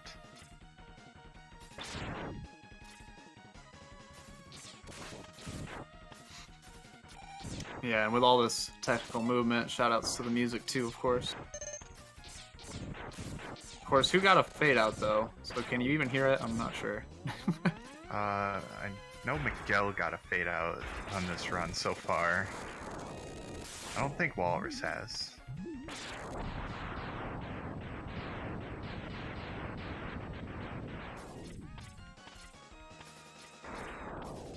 Looks like we're gonna see some more tornado strats. Oh, he's baiting him down this time, and he gets the good RNG. Lucky, lucky. So yeah, that is slightly faster than doing the standard 2 regular tornado and a charge tornado.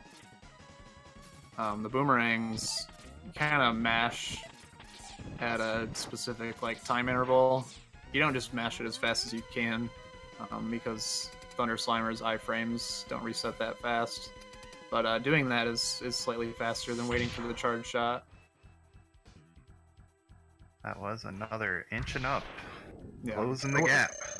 Wait, did I? Yeah, I did say that. It was not 2 normal tornadoes and a charge, but two charged and a normal tornado.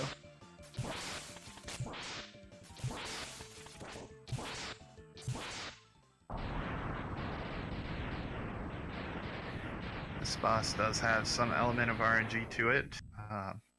Casually, a lot of times people just keep him frozen in place, but we want to hit him as soon as possible, giving him little opportunities to try and do something, usually ending in failure. That Walrus Prime ending at full health, not taking a bonk anywhere. Armorage. Yeah, Luis is maintaining his lead at this point.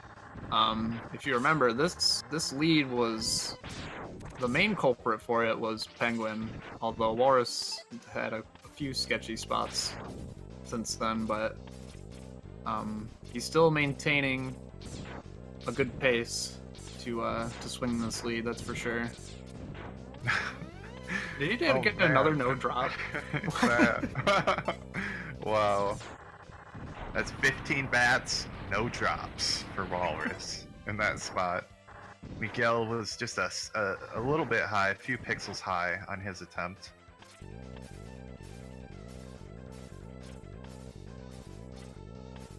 Skipping the heart as usual. I believe he skips the heart there to ensure that his golds are a little bit more accurate. He doesn't want to just get a magic time save on the best just because he misses a strat.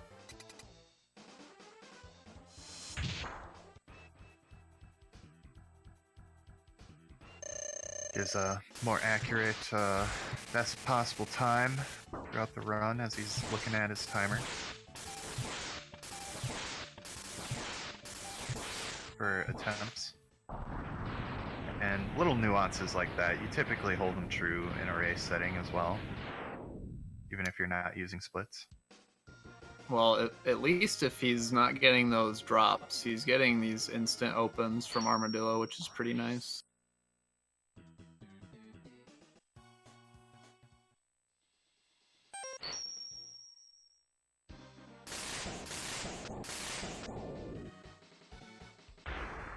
Alright, we were just about crossing that halfway point. Halfway through the tiebreaker match. Tiebreaker race. The grand finals match. Let's go! Whoa.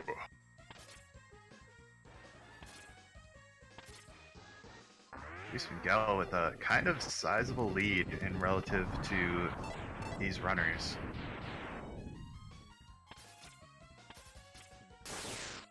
But in all actuality, isn't like super far ahead. Yeah, no, not at this point. You know, just movement things here and there could swing it. You know, RNG on Octo, I guess technically could swing it a little bit. As Dan pointed out, stage selects can be a pretty big deal, so we'll see what happens with those. But yeah, at this point, Luis does have a fairly sizable lead, but nothing that Walrus can't come back from.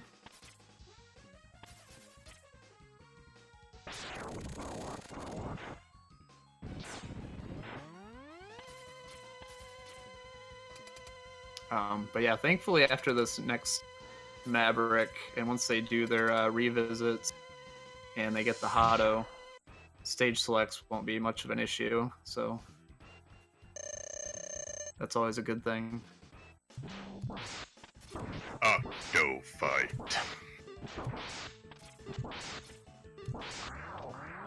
Oh, I thought he was jumping up to cancel the swirly immediately, but opting to use the swirly to cut out one hit in the fight, minimizing the swirly time loss in that manner instead of the swirly cancellation strats that you see Walrus doing now. Going for that consistent one drain setup, no chance for infinite locks.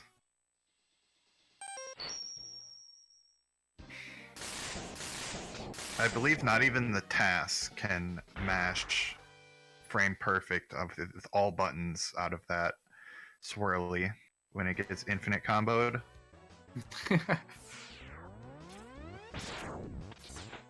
Man, Octo is just like... He's got the ultimate move.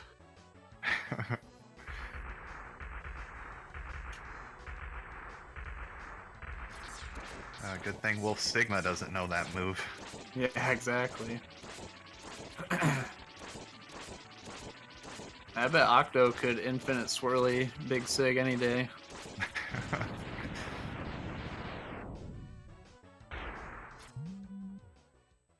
So yeah, this is RT55J, better known as Green Biker Dad. Boomerang is the weapon to use, but we don't want to use too many of them because that is also the weakness of Chameleon.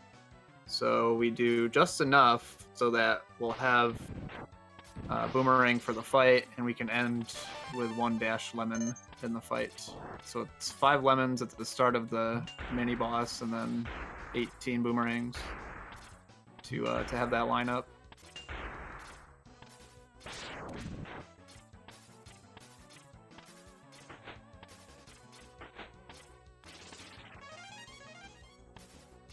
I always like this rolling shield strat. Saves a decent chunk of time, actually. It looked like Luis got a big ammo there. I wonder if he's gonna do CFO. He's not charging, so it doesn't look like it. Ooh, I bet Walrus wanted that ammo. Oh, and he gets that drop.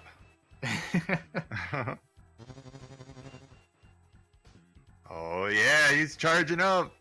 This is his last chance. 'Cause after this, I'm sure he'll be switching back to Chameleon third for the grind. The final send-off of CFO Chameleon. Salutes.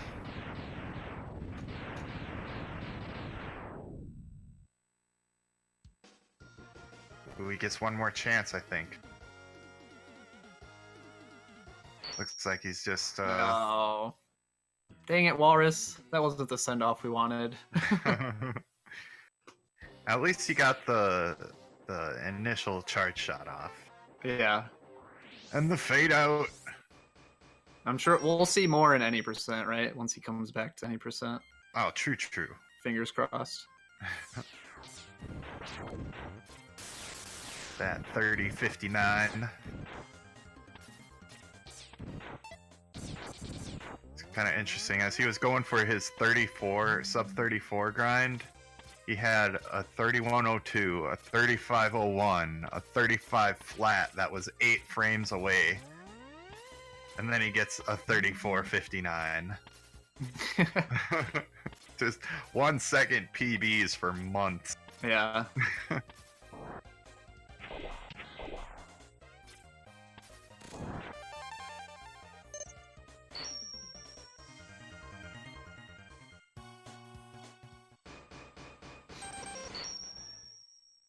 I mean, that definitely speaks to Walrus's commitment to speedrunning this game, I would say.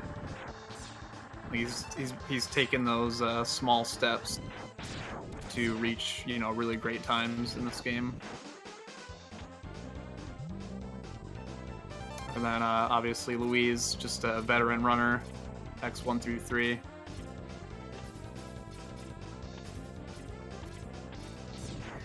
Walrus coming up to his chance to catch up. Will he get drops? He got a drop. His single drop he got. Oh man. What a legend. That's all he needed, just the one drop. 18 bats, gets one drop, and nails the trick that one time.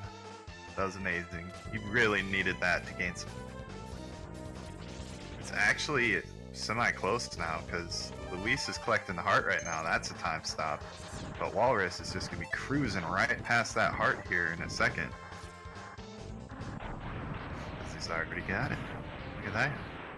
Look at that. So yeah, that was the booty grab, as we like to call it.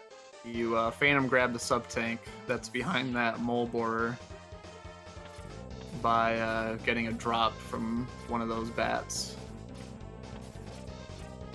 And a very, very tricky phantom grab to get. Takes some very tight timing to press left onto that wall as you're falling. Would have known pressing left was so hard. Yeah. Alright, how long do you think I'll need to practice this? Well, 10 hours to start, and maybe another 35 till you get consistent at it.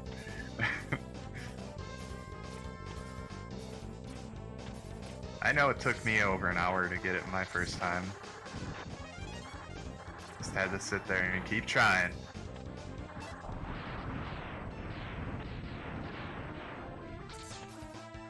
Ooh, that's a second ledge visit from Miguel. Walrus can capitalize on these by continuing his smooth visits. This run. Oh, that was a little better, but you know, we really got to be looking at the little things to really see, like, okay, who's catching up, who's pulling ahead.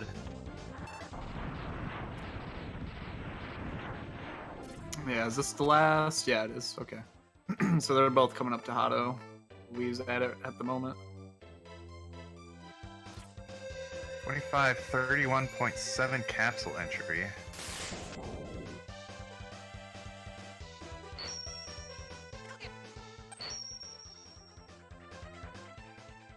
About an 11-second difference.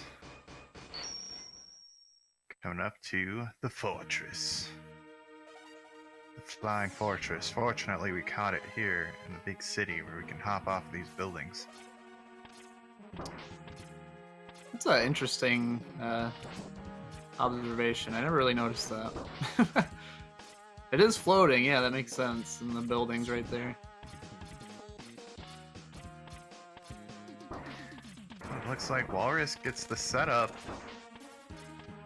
but Oof. didn't have the sub-pixels. It's a pretty iffy sometimes strat.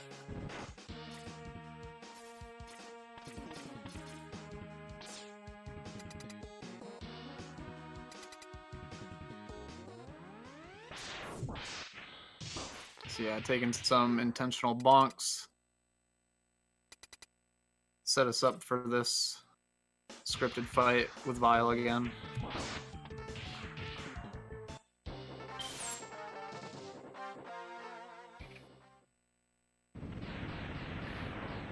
At Zero uses the 200 move Pokemon move, self-destruct, or 200 power move. Thought we were playing Mega Man X, not Pokemon. Get out of here, Zero.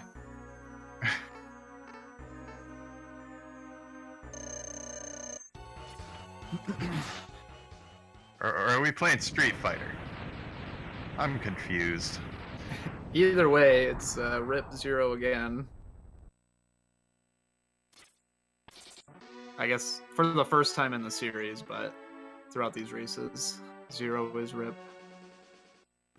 First time I got there, I cried, man. I just started crying.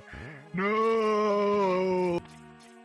He sacrificed himself for me. Get better auto repair systems!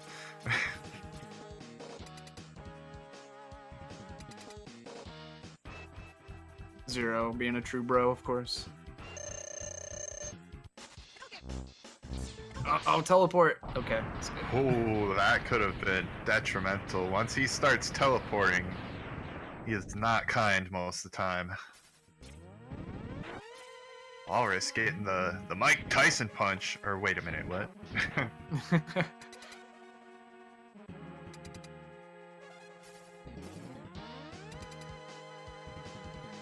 Nice. Nice movement through this section. Getting the rainbow life. Those look sweet. Alright. Decent pattern by the spider there. No babies. It's always good to see. Oh, that's plus 1 second to Walrus. Gets a better pattern, though, and allows him to be better centered. Or gets a better center, I guess would be more accurate. That was not an RNG thing. Center-wise, that was the same.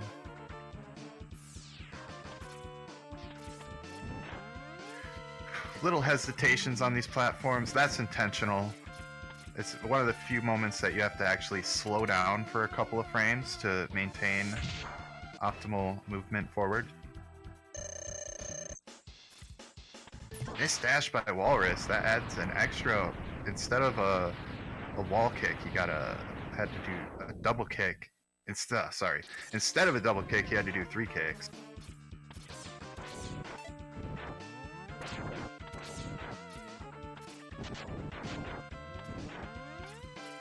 Gap Jump City.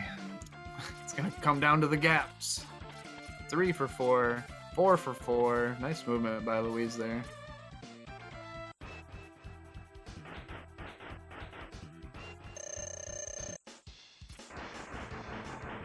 Ooh, Walrus. Walrus there, man. A measly 1 for 4. Still good though. 1's good.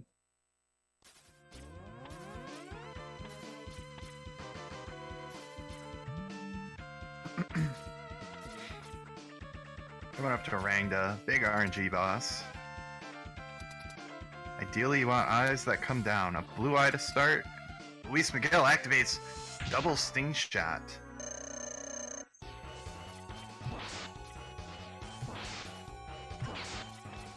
And he loses double shot as soon as he weapon swaps, but it's not really a thing that you want to hold on to. It's just kind of nice to have in a couple of scenarios. Nice Hotto from Walrus. Actually very rare for double shot to be beneficial.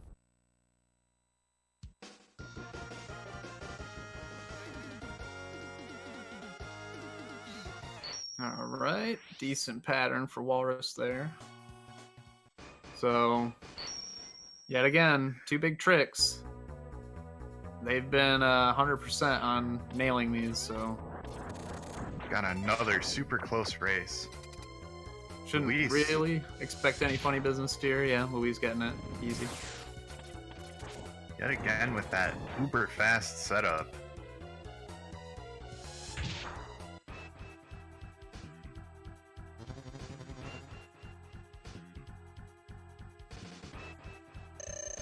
Oh no, Walrus. He takes the bunk. Yeah, it's a little unfortunate. He's going to have to pop a little bit of health here while he's menuing. Oh! Oh, false menu. Oh, jeez. Oh, and that spike right in front of X's eyes. I'm surprised it didn't throw off his Hadoken and he missed to the left. Oh wait, it's a 2D game. Yeah. Yeah, that could be a little scary if you like accidentally press pause again and you're not on Buster. Obviously you can still save it, as Walrus showed off, having to like quickly go back into the menu. If you swap weapons, you only have 1 chance to save it.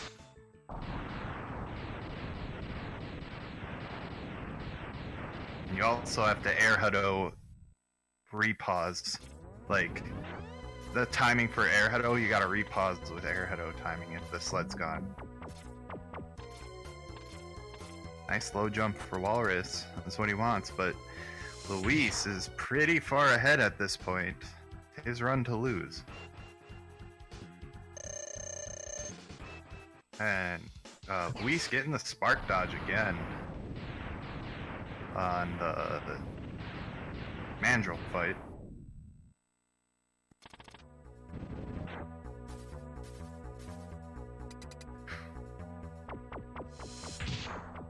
This Tom Dukin's going to be real important for Luis here. he nails it. Yeah. No problem. Also important for Walrus if he wants to stay in this.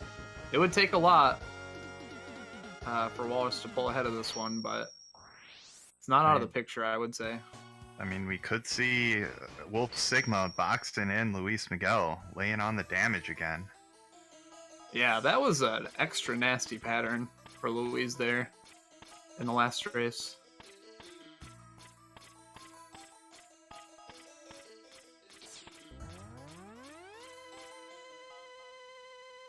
The final climb.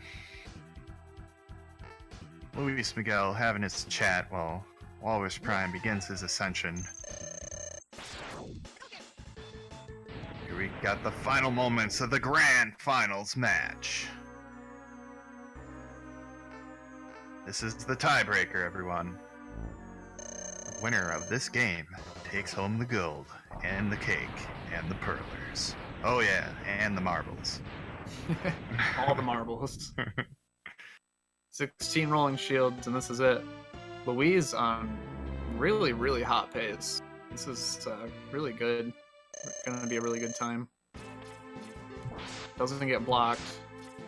Gets up there instantly. I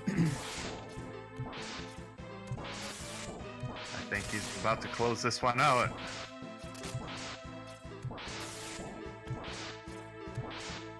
It's a damageless fight. Yeah, that was a 35-10. Wow. Very, very nice run by Louise. A 35-10 in a race setting is just out of this world.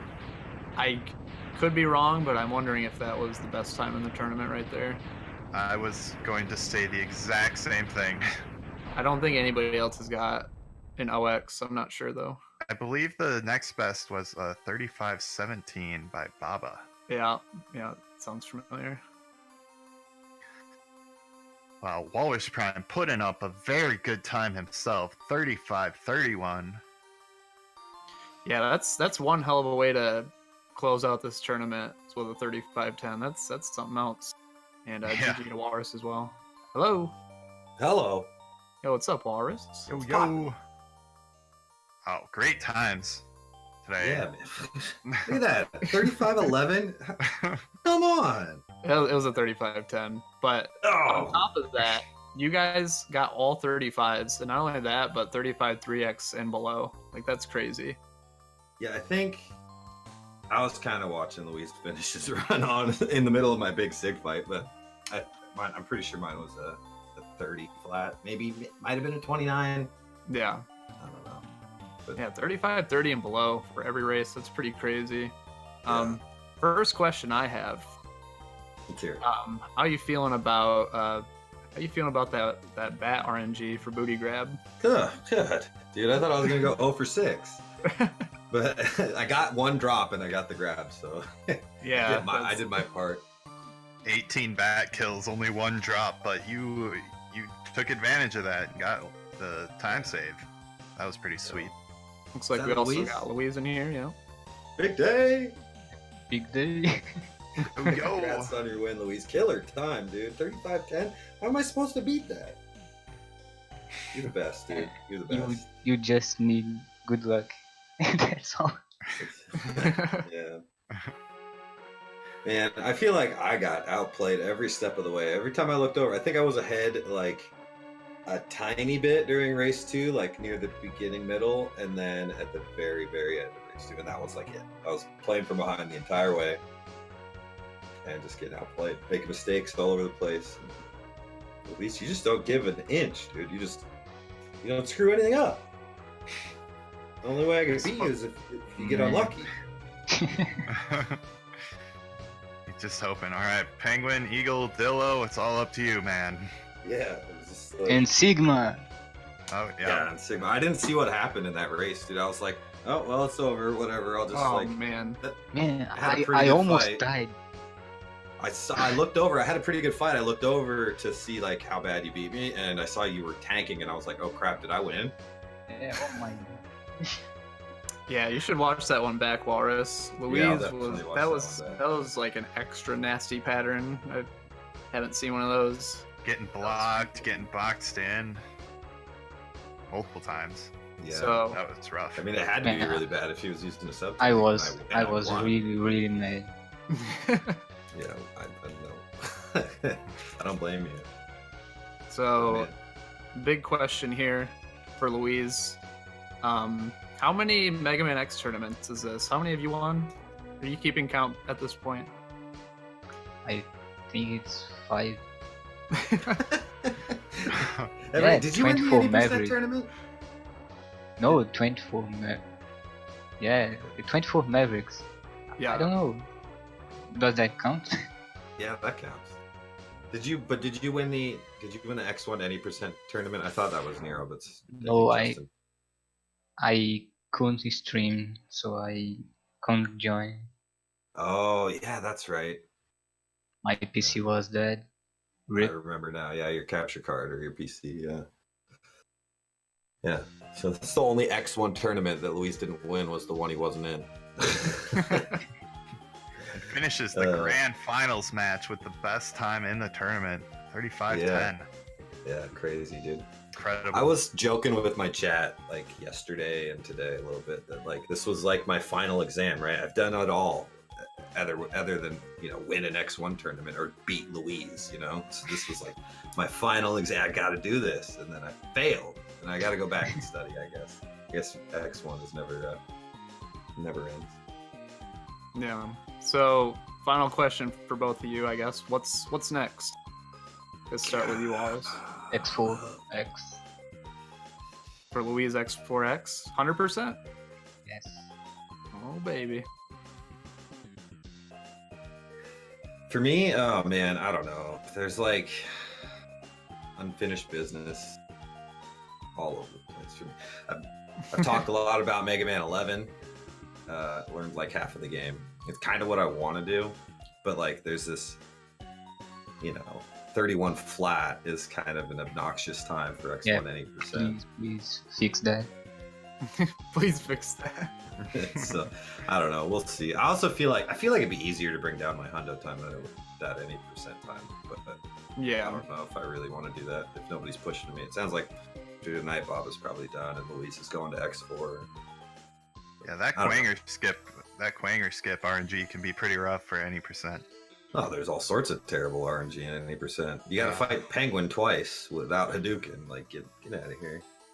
Yeah. Looks like we gotta get going though. They got more content here. Yeah. Just want to give a quick shout out to all of our runners in the top 16 bracket. Thanks everyone for being here. By the way, give these two runners a follow. But we've got the Drifter 18, Clipper 1, Berlin Dude 1, LuizMiguel, of course, EAB Tass Raul, World's Best Player, aka the commentator with us tonight, Darren Bill. What up? Air Theta, Bob and M, Reebs or Reabs, Zam, NRG Zam, the Retro Runner, Colonel Fatso, Poison Curls, Berg Alert, Ultra Uberness, and the leaderboard champ, Walrus Prime. Yeah, thank you everybody for participating in this tournament and everybody watching and everybody that's Super fun. commentated in Not the over yet though. We got one more race. previous races. And yeah, tonight we're gonna have our encore race, the Canadian matchup, Colonel Fatso and Baba for the bronze medal. So yeah, definitely tune in for that. It'll be fun. All right, guys. Thanks for watching. It's been a lot of fun. Thanks, Luis. Congrats again on your win, dude. I'll get you someday. GG. Yep. GG, Take care, man. everybody. Bye-bye. Later.